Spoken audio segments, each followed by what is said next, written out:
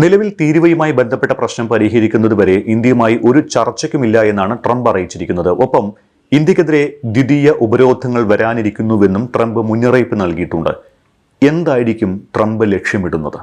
ഈ അന്തർദേശീയ വ്യാപാരവും അന്തർദേശീയ രാഷ്ട്രീയവും കാണുന്ന ആളുകൾ നിരവധി സാമ്പത്തിക ശാസ്ത്രജ്ഞർ, സാമ്പത്തിക ശാസ്ത്രത്തിൽ നൊബേൽ സമ്മാനം നേടിയ ജോസഫ് സ്റ്റീഗ്ലിറ്റ്സ്, സാമ്പത്തിക ശാസ്ത്രത്തിൽ നൊബേൽ സമ്മാനം നേടിയ പോൾ ക്രക്മാൻ, അതുപോലെ തന്നെ പ്രസിദ്ധ സാമ്പത്തിക ശാസ്ത്രജ്ഞനായിട്ടുള്ള ജെഫ്രി സാക്സ്, ജിം ഒനീൽ, അങ്ങനെയുള്ള അതുപോലെ തന്നെ ഈ സാമൂഹ്യ ശാസ്ത്രജ്ഞരായിട്ടുള്ള തോമസ് ഫ്രീഡ്മാനെ പോലെയുള്ള ആളുകൾ, ഇങ്ങനെ എത്രയോ ആളുകൾ നിരന്തരമായി പറഞ്ഞുകൊണ്ടിരിക്കുകയാണ് അമേരിക്കൻ സമ്പദ് വ്യവസ്ഥയെ തകർക്കുന്നതിന് വേണ്ടിയിട്ടുള്ള നീക്കമായിട്ട് ഇത് അവസാനിക്കുകയുള്ളൂ. ഈ പീറ്റർ നവാരെ പോലെയുള്ള കപട സാമ്പത്തിക ശാസ്ത്രജ്ഞരുടെ ഉപദേശം കേട്ടുകൊണ്ടും ഈ ട്രംപ് ഇറങ്ങിത്തിരിച്ചിരിക്കുന്നത് അമേരിക്കയുടെ മെച്ചത്തിന് വേണ്ടിയിട്ടല്ല, അമേരിക്കയുടെ മെച്ചത്തിന് വേണ്ടി അമേരിക്കയ്ക്ക് മെച്ചമുണ്ടാകും എന്നുള്ള തരത്തിൽ ആണ് ചെയ്തിരിക്കുന്നതെങ്കിൽ പോലും അമേരിക്കയ്ക്ക് അന്തിമമായി മെച്ചമുണ്ടാവാനല്ല പോകുന്നത്, അമേരിക്കയ്ക്ക് കോട്ടമുണ്ടാവാൻ. അമേരിക്കയ്ക്ക് എങ്ങനെ കോട്ടമുണ്ടാകും? ഇപ്പോൾ തന്നെ യൂറോപ്യൻ യൂണിയനെ ശത്രുപക്ഷത്താണ് നിർത്തിയിരിക്കുന്നത്. അവരുമായിട്ടൊരു കരാർ ഉണ്ടാക്കിയിട്ടുണ്ടെങ്കിൽ പോലും ഈ വിശ്വസിക്കാൻ കൊള്ളാത്ത ഒരു രാജ്യമായി അമേരിക്ക മാറിയിരിക്കുന്നു എന്ന തിരിച്ചറിവ് ലോകത്തൊട്ടാകെ ഉണ്ട്. അപ്പൊ ഇന്ത്യ, നമുക്കറിയാമല്ലോ, ഇന്ത്യ എത്രയോ വളരെ അടുത്ത സുഹൃത്ത് രാജ്യമായിരുന്നു അമേരിക്കയുടെ. നമ്മുടെ പ്രധാനമന്ത്രി ആവർത്തിച്ച് പറയുന്നത് മേരാ ദോസ്ത് എന്നാണ്, വളരെ എൻ്റെ അടുത്ത സുഹൃത്ത് എന്നാണ് പറയുന്നത്. അങ്ങനെ അടുത്ത സുഹൃത്തായിട്ട് നമ്മൾ വിശേഷിപ്പിക്കുന്ന ഒരു വ്യക്തിയാണ് അമേരിക്കൻ പ്രസിഡന്റ് ഡൊണാൾഡ് ട്രംപ്. അദ്ദേഹത്തിന്റെ ആദ്യ ഘട്ടം കഴിഞ്ഞ് രണ്ടാമത്തെ ഘട്ടത്തിൽ തെരഞ്ഞെടുപ്പിന് നേരിട്ടപ്പോൾ ആ തെരഞ്ഞെടുപ്പിൽ ഈ എല്ലാ ഡിപ്ലോമാറ്റിക് മര്യാദകളെയും ലംഘിച്ചു. സാധാരണഗതിയിൽ ഒരു ഭരണാധികാരി തെരഞ്ഞെടുപ്പിൽ നിൽക്കുമ്പോൾ മറ്റൊരു രാജ്യത്തിന്റെ ഭരണാധികാരി ഏതെങ്കിലും ഒരു ഭരണാധികാരിക്ക് അനുകൂലമായി വോട്ട് പിടിക്കുന്ന പരിപാടിയില്ല. പക്ഷേ നമ്മുടെ പ്രധാനമന്ത്രി അമേരിക്കയിൽ പോയി അദ്ദേഹത്തിന് വോട്ട് ചോദിച്ചു, ട്രംപിനെ ഇന്ത്യയിൽ കൊണ്ടുവന്ന് വോട്ട് ചോദിച്ചു. ഇങ്ങനെയൊക്കെയുള്ള കാര്യങ്ങൾ ചെയ്ത്, അതായത് നമ്മൾ സാധാരണഗതിയിലുള്ള പരിധി വിട്ടുകൊണ്ട് ഈ ട്രംപ് എന്ന് പറയുന്ന ഭരണാധികാരിയെ സപ്പോർട്ട് ചെയ്യുന്ന തരത്തിൽ നമ്മൾ പ്രവർത്തിച്ചു. വാസ്തവത്തിൽ സപ്പോർട്ട് ചെയ്യേണ്ട യാതൊരു അർഹതയുമുള്ള ആളല്ല. പക്ഷേ പ്രത്യയശാസ്ത്രപരമായ, അതായത് പ്രധാനമന്ത്രി നരേന്ദ്രമോദിയും അദ്ദേഹത്തിന്റെ പാർട്ടിയും പ്രതിനിധാനം ചെയ്യുന്ന പ്രത്യയശാസ്ത്രവും ഈ ഡൊണാൾഡ് ട്രംപിന്റെ പ്രത്യയശാസ്ത്രവും തമ്മിലുള്ള ഒരു ഐക്യം, ഹൃദയൈക്യം ഉള്ളത് കൊണ്ടായിരിക്കാം. എന്താണെങ്കിലും ഈ ഇന്ത്യയെ ദ്രോഹിച്ചിട്ടുള്ള, പരമാവധി ദ്രോഹിച്ചിട്ടുള്ള, ഒന്നാം ഭരണകാലത്ത് തന്നെ വളരെയധികം ദ്രോഹിച്ചിട്ടുള്ള, പരസ്യമായി വാചകങ്ങളിലൂടെയും പ്രവൃത്തിയിലൂടെയും ദ്രോഹിച്ചിട്ടുള്ള ആളാണ്. ആ പ്രസിഡന്റിനെയാണ് നമ്മൾ ഈ മേരാ ദോസ്ത് എന്നൊക്കെ പറഞ്ഞ് നമ്മൾ വിളിക്കുന്നത്. അങ്ങനെ പോയിക്കോട്ടെ, നമുക്ക് അന്തർദേശീയ കാര്യങ്ങളിൽ നമുക്ക് അങ്ങനത്തുള്ള സൗഹൃദങ്ങൾ വേണം. പക്ഷെ നമ്മൾ മനസ്സിലാക്കേണ്ട ഒരു കാര്യം, നമ്മൾ നിരന്തരമായി പറഞ്ഞുകൊണ്ടിരിക്കുന്ന കാര്യമാണ്, ഇദ്ദേഹം അമേരിക്കൻ പ്രസിഡന്റുമാരുടെ ചരിത്രത്തിൽ, എസ്പെഷ്യലി കഴിഞ്ഞ ഒരു 50 വർഷക്കാലത്തിന്റെ ചരിത്രത്തിൽ ഇന്ത്യയെ ഇത്രയധികം ദ്രോഹിച്ചിട്ടുള്ള ഒരു അമേരിക്കൻ പ്രസിഡന്റ് ഇല്ല. അതുകൊണ്ട് അദ്ദേഹം ദ്രോഹമേ ചെയ്യൂ എന്ന് നമ്മൾ നിരന്തരം ആവർത്തിച്ച് പറഞ്ഞുകൊണ്ടിരിക്കുകയാണ്. അതിന്റെ ദൃഷ്ടാന്തമാണ് നമ്മൾ കഴിഞ്ഞ കുറച്ച് നാളുകളായി പറഞ്ഞുകൊണ്ടിരിക്കുന്ന കാര്യങ്ങൾ തെളിയിക്കുന്നതാണ് ഈ ട്രംപിന്റെ ഭാഗത്ത് നിന്ന് ഇന്ത്യക്കെതിരായി ഉണ്ടായിക്കൊണ്ടിരിക്കുന്ന നടപടികൾ. അത് ഇന്ത്യക്കാർ ഇനിയെങ്കിലും മനസ്സിലാക്കണം, ഇന്ത്യൻ ഭരണകൂടം മനസ്സിലാക്കണം, ഇന്ത്യയിലെ ജനത മനസ്സിലാക്കണം.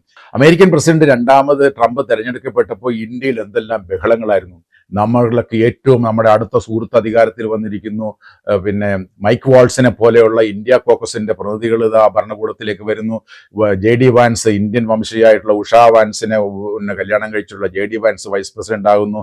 മാർക്കോ റൂബിയോ, ഈ ചൈനീസ് വിരുദ്ധനായിട്ടുള്ള ഇന്ത്യൻ അനുകൂലിയായിട്ടുള്ള Marco Rubio secretary of state ആയിട്ട് വരുന്നു. അങ്ങനെയുള്ളവരെല്ലാം വന്നു കഴിഞ്ഞാൽ പിന്നെ ഇന്ത്യക്ക് വാരിക്കൂരി ഇങ്ങനെ തരത്തിലുള്ള സഹായം എന്ന് പറഞ്ഞു. നമ്മളന്നും പറഞ്ഞ കാര്യമുണ്ട്, ഈ ട്രംപ് എന്ന് പറയുന്ന ഒരു ട്രാൻസാക്ഷനിസ്റ്റ് പ്രസിഡന്റാണ്, അദ്ദേഹത്തിന് മാത്രം ഗുണമുള്ള കാര്യത്തിലാണ് അദ്ദേഹം പ്രവർത്തിക്കുന്നത് എന്ന് മാത്രമല്ല, ഇന്ത്യക്കെതിരായിട്ട് ഒരുപാട് ദ്രോഹ നടപടികൾ ചെയ്ത ചരിത്രമുള്ള പ്രസിഡന്റാണ് ഡൊണാൾഡ് ട്രംപ്. അദ്ദേഹത്തിൽ നിന്ന് നന്മ പ്രതീക്ഷിക്കരുത് എന്ന് നമ്മൾ നിരന്തരമായി പറഞ്ഞിരുന്നു. അത് അദ്ദേഹം അധികാരമേറ്റെടുത്ത 1-ാം ദിവസം മുതൽ ഇപ്പോൾ ഈ ഓഗസ്റ്റ് മാസം 8-ാമത്തെ മാസമാകുമ്പോൾ നമ്മൾ കണ്ടുകൊണ്ടിരിക്കുന്നത് അതിന്റെ തുടർക്കഥയാണ്. നമ്മുടെ ഈ ഇന്ത്യക്കാരായിട്ടുള്ള അനധികൃത കുടിയേറ്റക്കാരെ കയ്യിലും കാലിലും ബേങ്കിലങ്ങ് വെച്ച് ഇന്ത്യയിലേക്ക് അയച്ച സന്ദർഭം മുതൽ നമ്മൾ നിശബ്ദരായിരുന്നതുകൊണ്ട്, മിണ്ടാതിരുന്നുകൊണ്ട്, ഏതാണ്ട് ഒരു കീഴടങ്ങൽ മനോഭാവം കാണിച്ചപ്പോൾ ട്രംപിന് മനസ്സിലായി ഇന്ത്യക്കെതിരെ എന്ത് തോന്നിവാസവും കാണിക്കാം എന്ന് മനസ്സിലായത് കൊണ്ടാണ് ഈ മാതിരി, അതായത് റഷ്യ എന്ന് പറയുന്ന രാജ്യത്ത് നിന്നും എണ്ണ വാങ്ങിക്കുന്ന ഒരു പരമാധികാര രാജ്യം എണ്ണ വാങ്ങിച്ചാൽ അതിനെതിരെയും പിഴ ചുമത്തുമെന്ന് പറയുന്ന ഹുങ്ക് എന്ന് പറയുന്നതും അമേരിക്കൻ പ്രസിഡന്റ് കാണിക്കുന്നതിന്റെ കാര്യം എന്താ? ഇന്ത്യ എന്ത് കാണിച്ചാലും പ്രതികരിക്കത്തില്ല എന്നൊരു തെറ്റിദ്ധാരണ ഈ നമ്മുടെ നേരത്തെ ഉണ്ടായിരുന്ന നടപടികളിലൂടെ അവർക്ക് ലഭിച്ചതുകൊണ്ടാണ്. അപ്പൊ അങ്ങനെയൊക്കെയുള്ള കാര്യങ്ങൾ ഉള്ളത് കൊണ്ടാണ് ഈ നടപടിയുമായിട്ട് ട്രംപ് മുന്നോട്ട് വരുന്നത്. തീർച്ചയായിട്ടും നമ്മൾ ശക്തമായി പ്രതികരിക്കാൻ ശ്രമിച്ചാൽ അതിന്റെ അപ്പുറത്തേക്ക് പോകാൻ അമേരിക്കൻ പ്രസിഡന്റിന് കഴിയത്തില്ല. നമ്മൾ ചൈനയുമായിട്ട് ബന്ധങ്ങൾ മെച്ചപ്പെടുത്താൻ ശ്രമിക്കുന്നുണ്ട്. നമ്മൾ UK-യുമായിട്ട് വ്യാപാര കരാർ ഒപ്പിട്ടിട്ടുണ്ട്. ബ്രിക്സ് രാജ്യങ്ങൾ കൂട്ടായിട്ട് ചേർന്നുകൊണ്ട് നമ്മൾ ഇതിനെ പ്രതിരോധിക്കാൻ തീരുമാനിച്ചിട്ടുണ്ട്. റഷ്യയുമായി നമ്മൾ വ്യാപാര ബന്ധം ശക്തിപ്പെടുത്താൻ തീരുമാനിച്ചിട്ടുണ്ട്. അങ്ങനെ നമ്മൾ അമേരിക്ക എന്ന് പറയുന്നത്, നമ്മൾ ഇംഗ്ലീഷിൽ പറയുന്ന ഒരു വാചകമുണ്ടല്ലോ, don't put all eggs in one basket എന്ന് പറയുന്ന പോലെ, എല്ലാം നിങ്ങൾ അമേരിക്കയെ ആശ്രയിക്കരുത്. അമേരിക്ക നമ്മുടെ എല്ലാമാണ് എന്ന് പറയുന്ന തരത്തിൽ നമ്മൾ ഒരുപാട് ആയുധങ്ങൾ വാങ്ങിക്കാൻ ശ്രമിക്കുന്നു. റഷ്യയിൽ നിന്ന് നമ്മൾ ആയുധം വാങ്ങിക്കുന്നത് കുറച്ചുകൊണ്ട് അമേരിക്കയെ തൃപ്തിപ്പെടുത്തുന്നതിന് വേണ്ടി ആയുധം വാങ്ങാൻ ശ്രമിക്കുന്നു. അമേരിക്കൻ എണ്ണ വാങ്ങാൻ ശ്രമിക്കുന്നു. അമേരിക്ക റഷ്യയുടെ, നേരത്തെ നമ്മൾ ഇറാന്റെ കയ്യിൽ നിന്ന് എണ്ണ വാങ്ങിച്ചുകൊണ്ടിരുന്നു. അമേരിക്ക പറഞ്ഞു നിങ്ങൾ ഇറാന്റെ കയ്യിൽ നിന്ന് എണ്ണ വാങ്ങിക്കരുത്. എണ്ണ വാങ്ങിക്കുന്നത് പൂർണ്ണമായി നിർത്തി നമ്മൾ. ഇപ്പൊ നമ്മൾ അതുകൊണ്ട് പറയുന്നതാണ് നിങ്ങൾ റഷ്യയുടെ കയ്യിൽ നിന്ന് എണ്ണ വാങ്ങിക്കരുത് എന്ന് പറഞ്ഞാൽ അവർ വിചാരിക്കുന്നത് അങ്ങനെ പറഞ്ഞാൽ എണ്ണ വാങ്ങിക്കുന്നത് നിർത്തുമെന്നാണ്.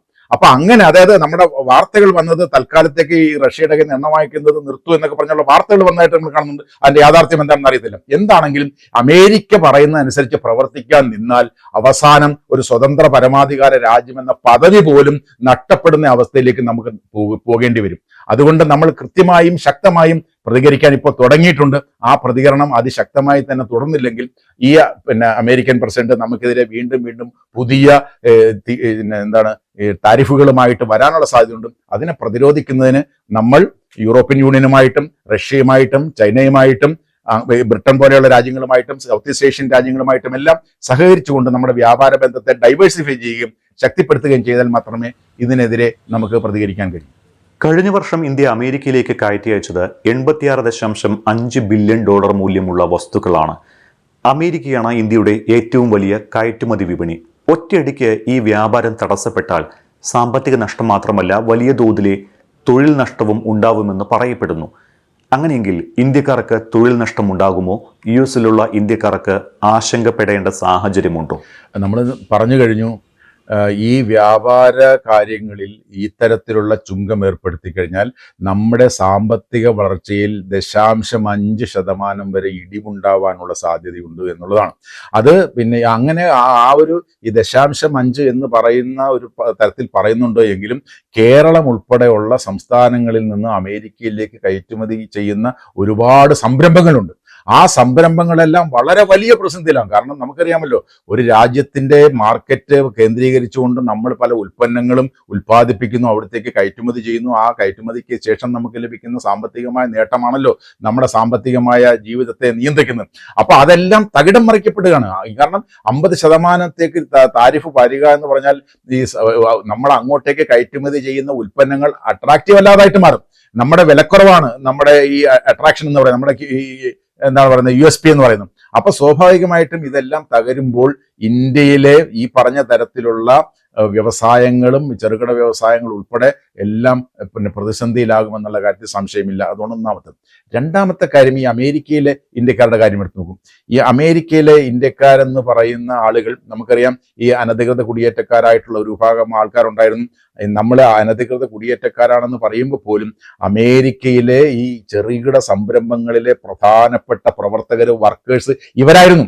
കാരണം അവിടെ തന്നെ അമേരിക്കയിലെ പല ചെറുകിട സംരംഭങ്ങളും ലാഭകരമായി പ്രവർത്തിച്ചുകൊണ്ട് പോയത് ഈ പറഞ്ഞ അനധികൃത കുടിയേറ്റക്കാരെ ചൂഷണം ചെയ്തുകൊണ്ടാണ്. അപ്പൊ അങ്ങനെയുള്ള വർക്ക് ചെയ്യാൻ ഇന്ത്യയെ പോലുള്ള രാജ്യങ്ങളിലെ ആളുകളാണുള്ളത്.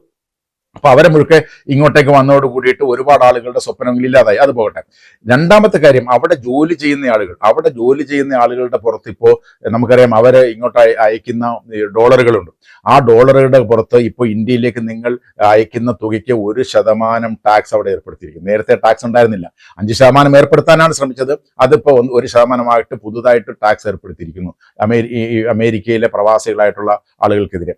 പിന്നെന്താണ്, ഈ നമ്മൾ ഒരുപാട് ആളുകൾ ഈ പിന്നെ ഇങ്ങനെയുള്ള ഹൈ എൻഡ് ജോലികൾക്കായി ചെയ്യുന്ന ആളുകൾ ഒരുപാട് പേരുണ്ട് അമേരിക്കയിൽ.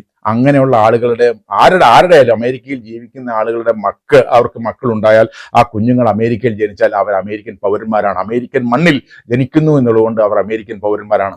ഇപ്പൊ പുതുതായിട്ട് വന്നുകൊണ്ടിരിക്കുന്ന നീക്കം എന്താണ്? അത് അമേരിക്കൻ ഭരണഘടന പറയുന്നതാണ്. ആ അമേരിക്കൻ ഭരണഘടന പറയുന്ന കാര്യം പോലും മാറ്റിമറിച്ചുകൊണ്ട് ഇങ്ങനെ വരുന്ന ആളുകളുടെ ജോലി ചെയ്യാൻ വരുന്ന ആളുകൾക്ക് കുഞ്ഞുങ്ങൾ ഉണ്ടായാൽ ആ കുഞ്ഞുങ്ങൾക്ക് പൗരത്വം നൽകേണ്ടതില്ല. അതായത് അമേരിക്കയിലേക്ക് പോകുന്ന ആളുകളുടെ ഒരു സ്വപ്നം എന്ന് പറയുന്നത് അവിടെ നമുക്കൊരു കുഞ്ഞുണ്ടായാൽ ആ കുഞ്ഞിന് ഇന്ത്യ അവിടുത്തെ അമേരിക്കൻ പൗരത്വം കിട്ടിയാൽ അതിന്റെ ബേസിൽ നമുക്ക് അവിടെ സെറ്റിൽ ചെയ്യാം എന്നൊക്കെയുള്ള സ്വപ്നങ്ങളുമായിട്ടൊക്കെ ആയിരിക്കും പോകുന്നത്. അതുപോലും പാടില്ല എന്ന് പറയുന്ന ഭരണഘടനാ വ്യവസ്ഥ പോലും ലംഘിക്കുന്ന തരത്തിലുള്ള നീക്കവുമായിട്ടാണ് ഇപ്പോൾ ട്രംപ് നിൽക്കുന്നത്. എന്ന് മാത്രമല്ല, ഈ ആപ്പിൾ പോലെയുള്ള കമ്പനികൾ ഇന്ത്യയിൽ അങ്ങനെ ഇൻവെസ്റ്റ്മെന്റ് നടത്താൻ പാടില്ല, അവരെല്ലാം അത് അമേരിക്കയിലേക്ക് കൊണ്ടുവരണം എന്ന് പറഞ്ഞുകൊണ്ട് ഇന്ത്യയിൽ നിന്നും കൂടുതൽ ആളുകളെ എടുക്കേണ്ടതില്ല എന്ന് പറയുന്ന നിലപാടെടുത്തുകൊണ്ടും അങ്ങനെ ഈ പൊതുവിൽ ഇന്ത്യ ഏതെല്ലാം തരത്തിൽ ഇന്ത്യക്കാരെയും ഇന്ത്യൻ ജനതയെയും ഏതെല്ലാം തരത്തിൽ ബുദ്ധിമുട്ടിക്കാമോ ഉപദ്രവിക്കാമോ അതെല്ലാം ചെയ്തുകൊണ്ടിരിക്കുന്ന ഒരു ഭരണകൂടമാണ് അമേരിക്കൻ ഭരണകൂടം. അതുകൊണ്ട് അതിനെതിരായ അതിശക്തമായ യുക്തിസഹമായ നിലപാടുകൾ ഇന്ത്യ ഗവൺമെന്റ് സ്വീകരിക്കേണ്ടതുണ്ട്.